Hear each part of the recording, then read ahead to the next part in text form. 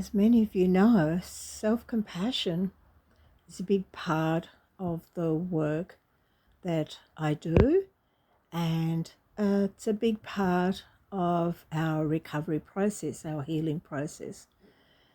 And what I've observed with so many of my clients is when we get to the self-compassion part, it's often very difficult for them to show themselves self-compassion, to even find the words, the right words to say. They've really, really struggled with that. Now, a lot of that is because of our conditioning, our programming. We may not have experienced a lot of self-compassion growing up from our care providers, our loved ones. We may not have received self-compassion.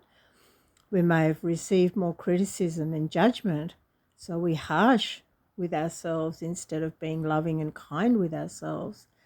So one of the little exercises that you can do to show yourself some self-compassion, there's several of them, but this one is quite easy to do.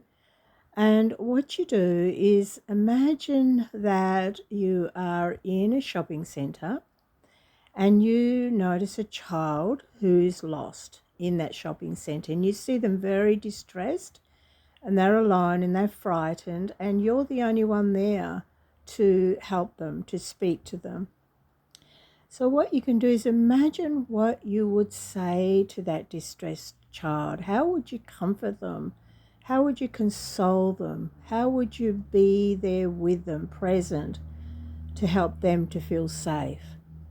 So if you practice doing that, that will help you to access the thoughts, the feelings, the sensations, the words that you can then practice saying to yourself. So immediately, what you're going to do is change the tone of your voice with a small child, aren't you? You're going to be softer, kinder, help them to feel like they can trust you and feel safe with you.